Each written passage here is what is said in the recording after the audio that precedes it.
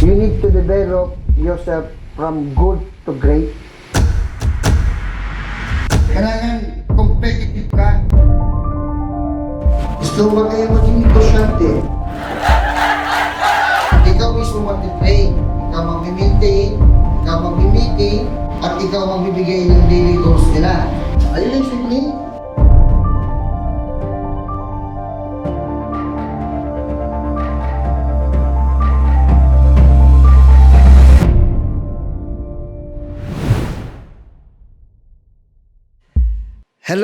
Hello, good morning everyone. This is Chris, your Managing Director of Match Approach Group. Due to popular demand, we conduct this kind of podcast for our team, for our group. Marami po kasi nagsasabi sa akin, bakit hindi po kayo mag-podcast o magkaroon po ng talk para naman sa benepisyo po ng ating pong kumpanya. Well again, napakatindi po ng mga schedule. Inisip ko po paano po ito gagawin. And this is actually our first episode. This is a series of episode, no? Dito po sa Match Talk. Once again, welcome to Match Approach, Match Talk.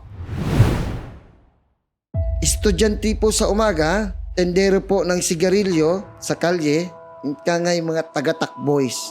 Po ay nakatira sa isang syudad na wala pong sariling lupa, wala pong sariling bahay.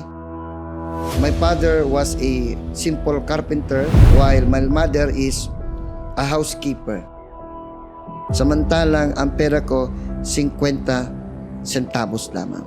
Ako po ay huminto ng pag-aaral dahil wala na pong maibigay sa aking pamasahe at pambaon yung aking nanay at tatay. Naisipan ko po na mangalakal na rin ng basura at dumating po sa punto na halos ikamatay ko. Good morning. By the way, my name is Chris and many people will say, how do I reach my goals? Paano po ako napunta sa ganitong negosyo? Sa ganitong tagumpay na aking pong nararamdaman ngayon at aking pong kinakamtan. Unang-una, hindi po madali ang lahat ng aming pong pinagdaanan. Sa aking sarili, hindi po madali. I was born in a poor family. I was a product of miserable life. Hindi ko po alam kung saan ako pupunta. Hindi ko pa alam kung ano ang magiging kinabukasan ko. And ang mangyari lamang na kinakailangan ko pong magtrabaho, magsumikap para maabot ang mga tagumpay sa buhay. Bago po ako magtuloy-tuloy sa aking ginagawa ngayon, akin po munang ikwento sa iyo kung paano po ako napunta sa pagkakataong ito. Well, we were 5 siblings in the family. And my father was a simple carpenter while my mother is a housekeeper. Lumaki po ako na mahirap ang buhay.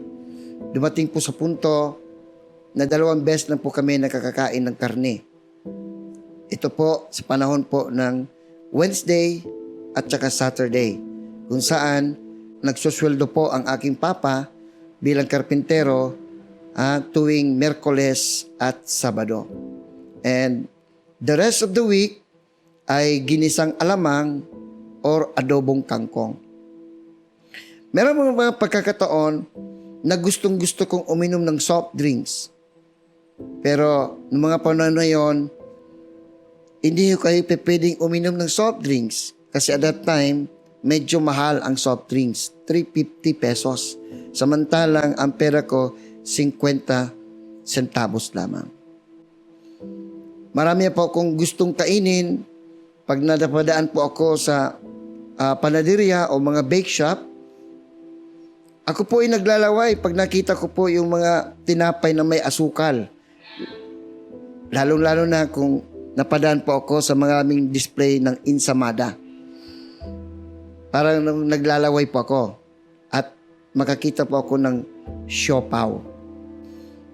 Nag-aral po ako ng elementarya na kung saan kailangan ko po munang magtapon ng basura bago po ako makapag-snacks.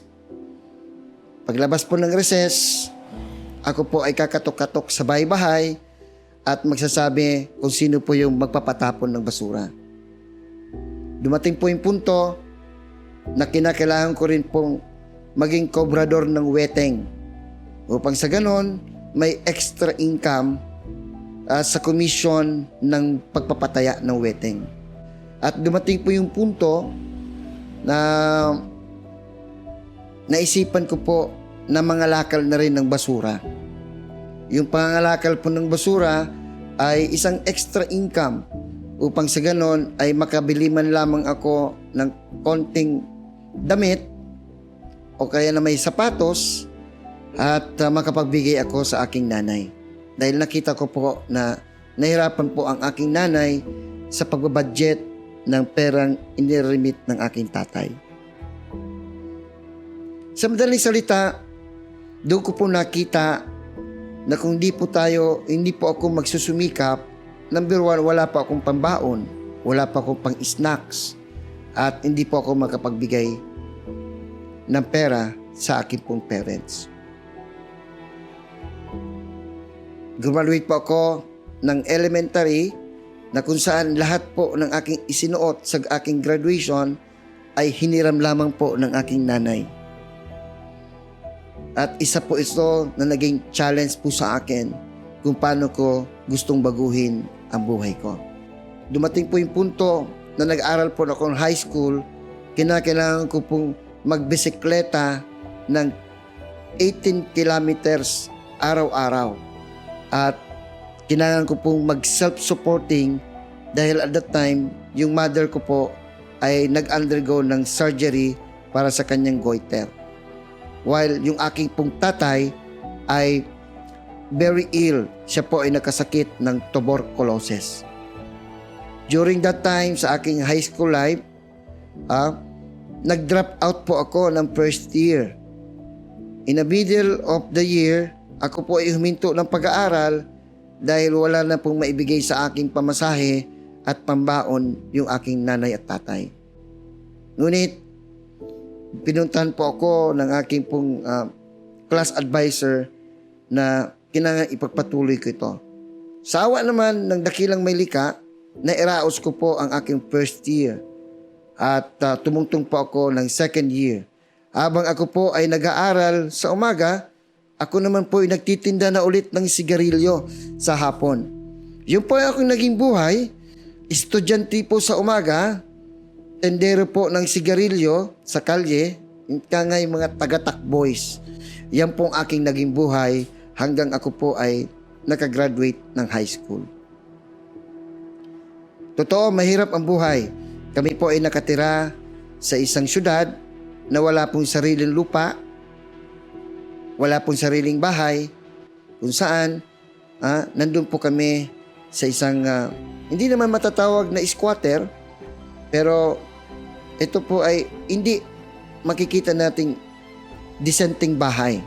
Iisa lang po ang aming kwarto lang po ng nanay tatay namin, at the rest, doon na po kami nakain, doon na rin po kami natulog. Dumating po sa punto na kinakailangan ko pong mag-drop out sa college dahil sa hindi po ako kayang pag-aralin ng aking mga magulang. At dumating po sa punto na halos ikamatay ko nung ako po ay talagang nawalan ng pag-asa na makatungtong ng kolehiyo. Buti na nga lang, may isang foreign companies na aking pong na-applyan. At ito na po ang naging resulta ng lahat po ng mga iyon.